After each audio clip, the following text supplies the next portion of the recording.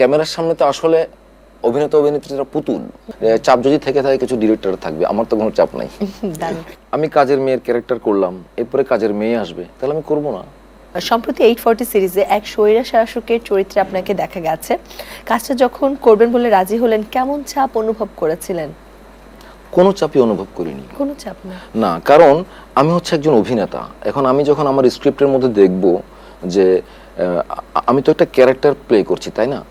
আমি একটা ক্যারেক্টার, এখন ক্যারেক্টারের স্তরগুলা মানে যখন আমি সিদ্ধান্ত নিয়েছি একটা কাজ করব, যখন যেহেতু সিদ্ধান্ত নিয়ে ফেলেছি, এখন ওই ক্যারেক্টারটা ওখানে কি করতে চাচ্ছে, কি বলতে চাচ্ছে, ওইটা আমাকে প্লে করা উচিত।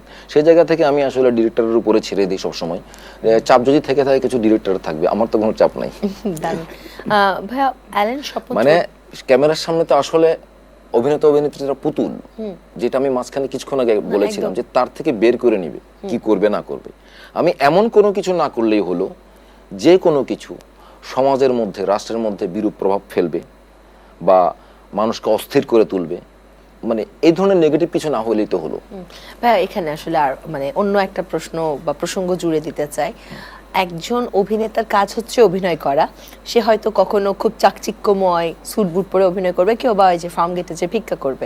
কিন্তু অভিনেতাদের দেখা যায়, বিশেষ করে ইয়াং অভিনেতাদের ভিতরে এই একটা টেন্ডেন্সি রয়েছে যে না, আমি সবসময় হিরো, আমি স্টাইলিশ থাকবো, আমি কোনো ডাউন ক্যারেক্টার করব না যেটাতে আমাকে একটু কালো লাগে বা আমার বিউটি নষ্ট হয়। অভিনেত্রীদের ক্ষেত্রেও একই কথা প্রযোজ্য। আসলে কি মানে ব্যাপারটা তারা এভাবে জাস্টিফিকেশন করে অনেক সময়, হয়তো যে আমি যদি এখন কাজের মেয়ে করি তাহলে টানা কাজের মেয়ে আসবে, তাহলে আমি আর গ্ল্যামে ফেরত যেতে পারবো না। ব্যাপারটা কি আসলে তাই? আমার মনে হয় না ব্যাপারটা তাই বলে। এখন আমি কাজের মেয়ের ক্যারেক্টার করলাম, এরপরে কাজের মেয়ে আসবে, তাহলে আমি করব না? এরকম তো অনেক কিছুই আসবে, তাই না? যেমন আমার শুভাকাঙ্ক্ষীদের মধ্যে আমাকে অনেকে বলে, আমি একবার দুরন্ত টিভিতে গেলাম, তখন তাকদীর রিলিজ হয়েছিল আর কি, তার কিছুদিন পরে। তখন ওখানে সবাই পরিচিত, এখানে অনেক থিয়েটার কর্মী আছে। তখন বাকার বকুল, উনি একজন অভিনেতা ডিরেক্টর, উনি প্রাচ্যনাটে কাজ করেন।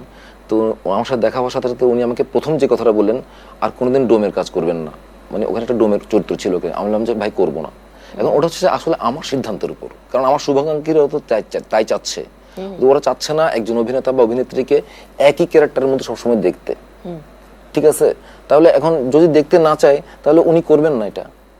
বা একই ক্যারেক্টার করলেও যদি ভিন্নতা থাকে, যেমন ডাক্তার, কথার কথা ধরলাম যে ডাক্তার, আমি কোনো এক সময় একটা ডাক্তার করেছিলাম, আর একটা ডাক্তার ক্যারেক্টার করছি।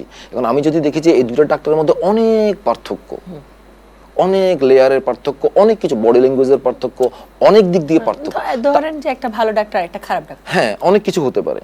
হ্যাঁ, তো ওরকম হলে করবে। মানে যদি সে বা সেই অভিনেতা অভিনেত্রী নিজেকে ওই ক্যারেক্টার আর এই ক্যারেক্টারের মধ্যে অনেক পার্থক্য করতে পারেন, তাহলে তো অবশ্যই করা যায়।